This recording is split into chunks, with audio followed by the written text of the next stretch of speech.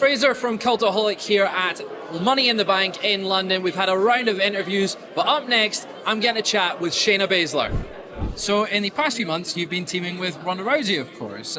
What's the highlight been of having that tag partnership with being with the Four Horsewomen of UFC?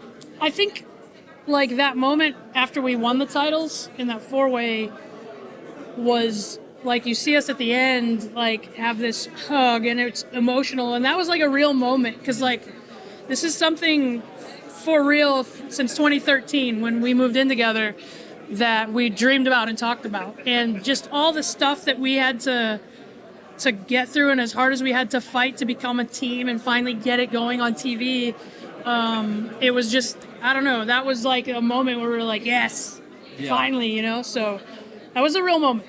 And your partner, Ronda, has mentioned that the women's tag division recently has been dismally shallow.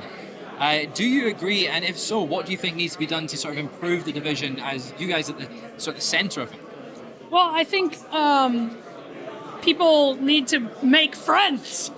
I obviously, I think the titles haven't been taken as serious as they should be before us, because I think people only think about being in a tag team with someone when an opportunity, like, it's very opportunistic titles, where it's like, oh, there's a pay-per-view coming up, I don't have a match, hey, you want to do a thing and then get on a pay-per-view? And it's not like that. Like, I think when people in the locker room, when the company realizes, like, being in a tag team doesn't necessarily take away from a single story, you can do everything at the same time, then you know, and I think we're doing a pretty good job elevating them. It's being defended on one of the bigger pay-per-views, so.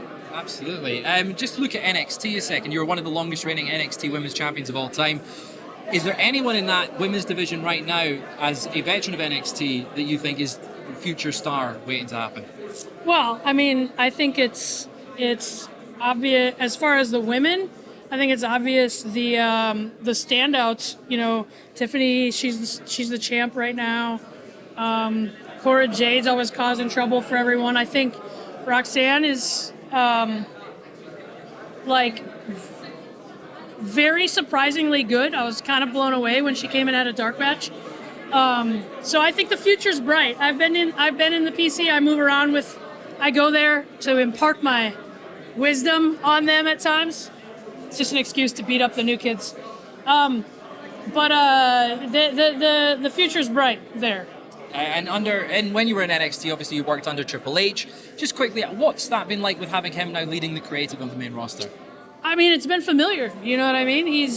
I think Triple H has done a lot as far as, especially on the women's side, really giving us time, putting thought into stories, hearing us out, not treating us like a sideshow. It's something I'm familiar with, obviously, with having worked with him at NXT.